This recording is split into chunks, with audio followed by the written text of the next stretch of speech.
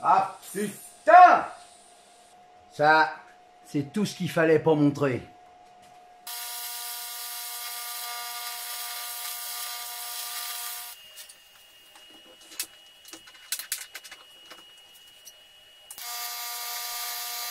L'entretoise ayant été soudée sur sa petite platine, je vais maintenant rattacher la platine après le bras oscillant avec un tangon comme on a fait pour l'avant.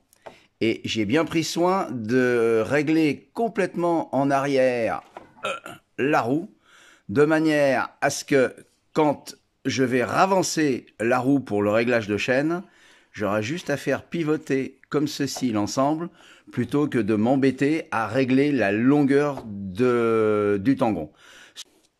Étant dans une ère de recyclage, j'ai décidé de réhabiliter ce tangon de frein. Première chose que j'ai faite, j'ai soudé une petite entretoise sur le bout de la platine, de manière à ce que, et alors des deux côtés bien sûr, alors un côté plus court que l'autre pour une raison que j'expliquerai plus tard, de manière à avoir une meilleure tenue de la vis qui va tenir l'ensemble, de manière à ne pas arracher l'aluminium.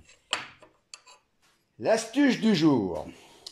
Lorsque vous faites un montage de ce style, on a trop tendance à prendre, on va dire, tiens, la vis, bah là, elle fait la bonne longueur, la rondelle, l'écrou, du coup, nickel, ça va être bien.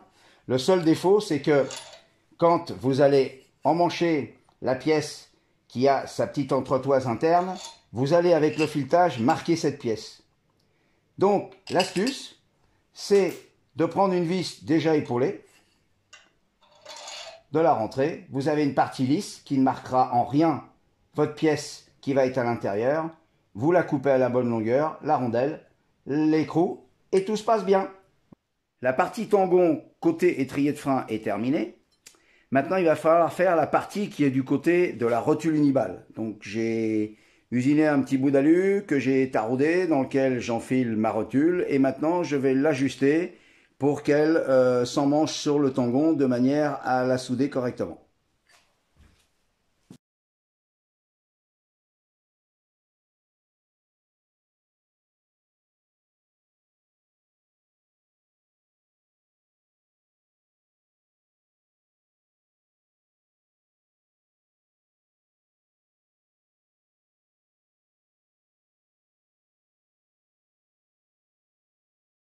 On retourne sur notre petit tangon et que j'ai positionné sur un petit étau de manière à le pointer et le souder correctement.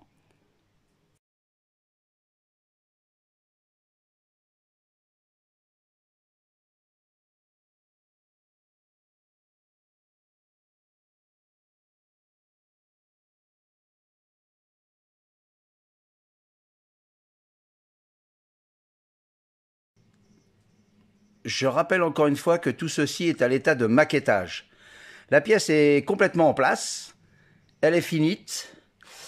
Le petit gousset qui tient le tirant est juste pointé. J'attendrai de démonter le bras oscillant pour pouvoir le souder définitivement. Voilà les gars, eh ben, affaire à suivre.